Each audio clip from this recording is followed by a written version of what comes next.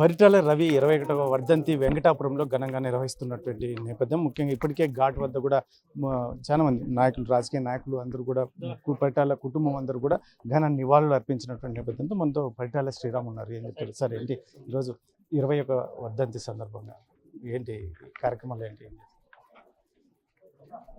పరిటాల రవీంద్ర గారి 21వ వర్ధంతి సందర్భంగా ఈరోజు వెంకటాపురం గ్రామంలో భోజనాలు కానీ ఇవన్నీ పెట్టుకోవడం జరిగిందండి.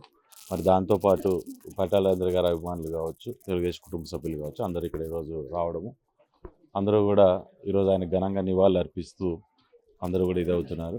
మరి రెండోది ముఖ్యంగా రేపటి రోజున పరిటాల రవీంద్ర గారి పేరు మీద ఆ రోజు చంద్రబాబు నాయుడు గారు ఏదైతే పేరూరు డ్యామ్ ఏదైతే ఉందో దాన్ని పరిటాల రవీంద్ర గారి జలాశయంగా నామకరణం చేసి ఆ కార్యక్రమాన్ని మొదలుపెట్టారు.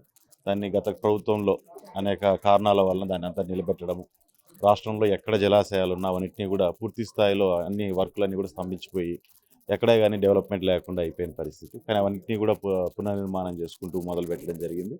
అందులో భాగంగా ఈవెన్ ఈ అప్పర్ పెనార్ ప్రాజెక్టు కూడా ఇప్పుడు మొదలు పెట్టమని గవర్నమెంట్ ఆదేశాలు ఇవ్వడం కూడా చాలా ఆనందంగా ఉంది. అది కూడా గతంలో పరిటాల రవీంద్ర గారి వర్ధంతి రోజే చంద్రబాబు నాయుడు గారు దావోస్లో ఉన్నప్పటికీ ఆయన అక్కడి నుంచి జీవో వదలడం జరిగింది. సేమ్ అదే రకంగా ఇప్పుడు మరీ పరిటాల రవీంద్ర గారి వర్ధంతిని పునఃస్కరించుకొని ఈరోజు ఈ కార్యక్రమాన్ని మొదలు పెట్టడం కూడా చుట్టుపక్కల ప్రాంతాల్లో ఇటు కళ్యాణదుర్గం కావచ్చు, ఇటు రాప్తాడు కావచ్చు, అటు పావుగూడ కావచ్చు, కర్ణాటకలో పెనుగొండ కావచ్చు, ఇటు చుట్టుపక్కల ప్రాంతాలన్నింటిలో కూడా చాలా హర్షం వ్యక్తం చేస్తున్నారు. ముఖ్యంగా ఈ ప్రాంత రైతులు చాలామంది చెప్తూ ఉంటారు, పరిటాల రవి రైతుల్ని సమృద్ధిగా ఉండేటట్టు చేస్తే ఖచ్చితంగా అభివృద్ధి చెందాయి, గ్రామాలు అభివృద్ధి చెందాయి, కుటుంబాలు అభివృద్ధి చెందాయని చెప్పేవారు అంటారు. దానికి అనుగుణంగా ఇప్పుడు ఈ ప్రభుత్వంలో అడుగులు ముందుకు పడుతున్నాయంటారు. ఖచ్చితంగా అండి. ఎందుకంటే గతంలో అప్పుడున్న పరిస్థితుల్లో ఈ రోజున్న పరిస్థితి కాదు.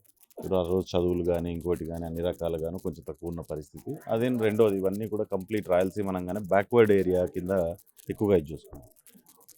ఒక్కసారిగా అందరికీ పని దొరకాలంటే వ్యవసాయం అనేది ఒక ముఖ్య ఆధారిత. ఎందుకంటే వ్యవసాయం మీద ఆధారంగా పడి చాలా కుటుంబాలు బతుకుతుండేవి అప్పుడు. వారి పనులు కానీ రోజువారీ జీవితాలు కానీ దాని మీద ఉండేవి. సో వ్యవసాయం అనేది ఎప్పుడైతే సమృద్ధిగా జరుగుతుందో, పాడి పంట అనేది ఇంట్లో ఎప్పుడైతే ఉంటుందో, అది ఎకరా దగ్గర నుంచి 10 ఎకరాల దగ్గర నుంచి 100 ఎకరాల వరకు ఉన్న రైతు వరకు ప్రతి ఒక్కరికి పని అనేది దొరుకుతుంది. రెండోది రైతులకు కానీ రైతు కూలీలకు కానీ పని దొరుకుతుంది. గ్రామాలు ఎప్పుడు కూడా సస్యామలంగా ముందుకెళ్తాయని చెప్పి ప్రగాఢంగా నమ్మిన వ్యక్తి అని. అందులో భాగంగా ఈరోజు ఆ రోజు ఉన్న పరిస్థితుల్లో ఎన్టీఆర్ గారి దగ్గర కావచ్చు, మరి చంద్రబాబు నాయుడు గారి దగ్గర కావచ్చు, మా రాయలసీమ ప్రాంతాన్ని అభివృద్ధి చేయడానికి ఈ జలాశయాలు అనేటివి కూడా డెవలప్ అవ్వాలని చెప్పి చాలా చర్చల్లో కూడా ఆయన మాట్లాడిన వ్యక్తి. అటువంటి వ్యక్తి ఈరోజు ఖచ్చితంగా ఈ గవర్నమెంట్ వచ్చినాక మనం ఈరోజు చూస్తే హంద్రీనివాని ఫినిష్ చేసి ఈరోజు ఎక్కడో కర్నూలు డిస్టిక్ నుంచి మనం ఈరోజు తీసుకెళ్ళి తెలంగాణ బార్డర్ నుంచి కుప్పం అంటే ఆల్మోస్ట్ తమిళనాడు కర్ణాటక బార్డర్ వరకు ఈరోజు నీళ్ళు వెళ్తున్నాయంటే అది అతిశయోక్తి కాదు. ఎందుకంటే ఆ పని చేయడం కూడా అంత ఈజీ కాదు. ఎందుకంటే ఒకప్పుడు జలయజ్ఞం అంటే ధనయజ్ఞం అనేటట్టుగా మనకందరికీ రాష్ట్రానికి కనపడే పరిస్థితుల్లో నుంచి ఈరోజు ఎక్కడ చూసినా, ఈరోజు ఒక నియోజకవర్గాన్ని మా నియోజకవర్గమే మేము చూసుకున్నా, ఈ అనంతపూర్ ప్రాంతాన్ని చూసుకున్నప్పటికీ ఈరోజు ఇక్కడ మొదలైంది దగ్గర 40-50 చెరువులు ఒక్కొక్క నియోజకవర్గానికి మనం నింపుకునే పరిస్థితి. ఎక్కడైనా సరే ఒక చెరువుని నింపామంటే చుట్టుపక్కల 4 ఊర్లు ఉపయోగపడే పరిస్థితి, 4 రైతులు బతికే పరిస్థితి. ఇటువంటి అనేకమైన మనం చెప్పుకుంటూ వెళ్తే ఈ జిల్లా కర్నూలు జిల్లానో లేదంటే చిత్తూరు జిల్లాలోనే ఈ హంద్రీనివా నుంచి బతుకుతున్న ఎన్నో ఊర్లు కానీ రైతులు కానీ ఈరోజు మనకు కనపడతారు. సో ఆ రకంగా వారందరికీ ఒక ఆదాయ వనరులు కావచ్చు, వాళ్ళ కుటుంబాలు నిలదొక్కునే పరిస్థితులు కావచ్చు, దాంతోపాటు రైతులకు రైతు కూలీలకు పని పుష్కలంగా దొరికేటట్టుగా ఈరోజు ఈ ప్రభుత్వం ముందుకెళ్తాను. ఎందుకంటే ముఖ్యంగా ఈరోజు నీళ్లు తీసుకురాగలిగాం కాబట్టి ఈరోజు కియా ఫ్యాక్టరీ తెచ్చుకోగలిగాము. ఈరోజు మనం అక్కడ చూసామంటే బెల్ ఫ్యాక్టరీని తెచ్చుకోగలిగాం. అట్లా అనేకమైన ఈవెన్ ఫ్యాక్టరీల పరంగా కూడా మనం డెవలప్మెంట్ తీసుకురావడానికి ఈ హంద్రీనివా అనేది ఒక మూలాధారమైందనే విషయాన్ని కూడా మనం ఒకసారి చేసుకోవాలి. పేరూరు డ్యామ్కు నీళ్లు తీసుకొస్తే ఈ ప్రాంతం సస్యశ్యామలం అనే అవకాశం ఉంటుందా? ముఖ్యంగా రేపటి రోజు మీరు కాలువ పనులు కూడా తిరిగి ప్రారంభిస్తూ ఉన్నారు. గత ప్రభుత్వంలో అనివార్య కారణాల వల్ల ఆగిపోయినటువంటి పరిస్థితులు, మరి దీన్ని మరీ పరిగెత్తించే పరిస్థితులు వస్తే ఈ ప్రాంతంలో ఎలా ఉండబోతుంది? ఖచ్చితంగా అండి. ఎందుకంటే గత ప్రభుత్వంలో అప్పుడున్న పరిస్థితుల్లో కూడా చంద్రబాబు నాయుడు గారు త్వరతన పని అయిపోగొట్టాలనే దాని మీద వారికి కూడా ప్రెజర్ చేయడము, ఆ రోజున్న మెగా ఇంజనీరింగ్ కంపెనీ ద్వారా పని మొదలు పెట్టడము, ఆల్మోస్ట్ 80% పని అయిపోవడం. ఆల్మోస్ట్ 80% రిజర్వాయర్లు తప్ప కాలువ పని ఆల్మోస్ట్ 8 నుంచి 10 కిలోమీటర్లు మాత్రమే నిలబడి ఉంది. అది కాకోకుండా ఒక 3 లిఫ్ట్లు వరకునే నిలబడి ఉండింది అన్నమాట పని. సో మేజర్గా పని ఆ రోజున్న తెలుగుదేశం ప్రభుత్వంలోనే అయిపోయింది. కానీ వైఎస్ఆర్ ప్రభుత్వం వచ్చినాక దాన్ని పూర్తిగా పక్కన అంటే ఆల్మోస్ట్ దగ్గరకు వచ్చిన దాన్ని కూడా చేయలేని పరిస్థితి. రైతులకు కూడా గత 5 ఏళ్ల నుంచి పడాల్సిన డబ్బులు ఏవైతే ఉన్నాయో అవి కూడా ఇవ్వలేని పరిస్థితి. కానీ రైతుల్ని వాస్తవంగా ఈరోజు ఒప్పుకోవాలి. ప్రాంతం బాగుపడుతుందంటే భూమి పోయినా కానీ డబ్బులు రాకపోయినా కానీ ఇంకా ఓపికగా మా ప్రాంతం బాగుపడితే చాలు, మా ప్రాంతానికి నీళ్ళు వస్తే చాలు అని చెప్పిన రైతులకైతే 2 చేతులు ఎత్తి మొక్కినా అది తక్కువే.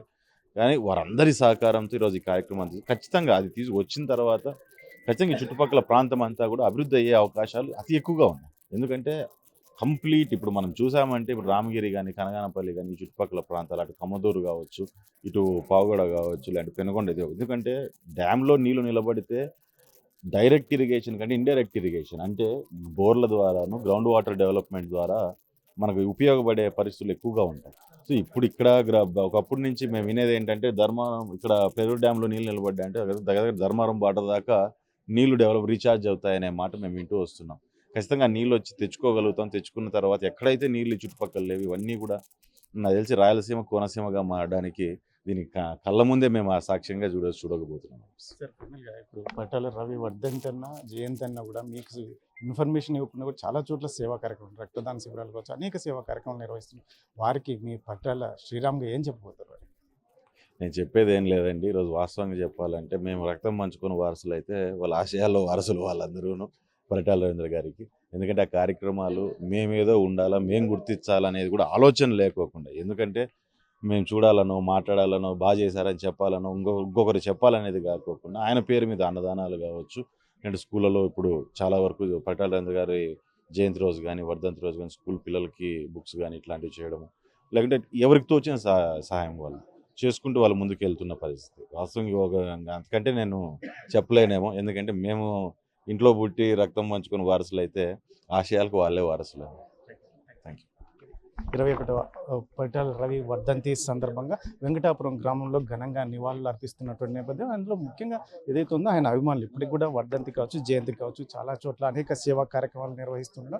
మేము రక్తం పంచుకొని పుట్టినప్పటికీ వారి ఆశయాలకు మాత్రం వారే ముఖ్యంగా ప్రధాన భూమిక అని చెప్పేసి చెప్తున్నటువంటి నేపథ్యంలో ముఖ్యంగా ఈ ప్రాంత రైతుల కోసం గతంలో పరిటాల రవీంద్ర చేసినటువంటి ఏదైతే ఉందో నీరు ఇస్తే ఇక్కడ ప్రాంత రైతులు సిరులు పండించే అవకాశం ఉన్నటువంటి నేపథ్యంలో పేరూరు డ్యామ్కు సంబంధించి కూడా రేపటి రోజు ఆగిపోయినటువంటి పనులు తిరిగి పరిటాల రవీంద్ర పేరు మీద తిరిగి ప్రారంభించబోతున్నాము అని చెప్పేసి పరిటాల శ్రీరామ్ చెప్తున్నటువంటి పరిస్థితి. కెమెరా పర్సన్ సుధాకర్తో చెల్లకనేడు RTV అనంతపురం. చరిత్ర సృష్టించినోడు ఇప్పుడు ఆ చరిత్రని తిరగరాయబోతున్నాడు. అబద్ధాల గోడల్ని బద్దలు కొట్టి నిజాలను రాగా మీ ముందుంచబోతున్నాడు.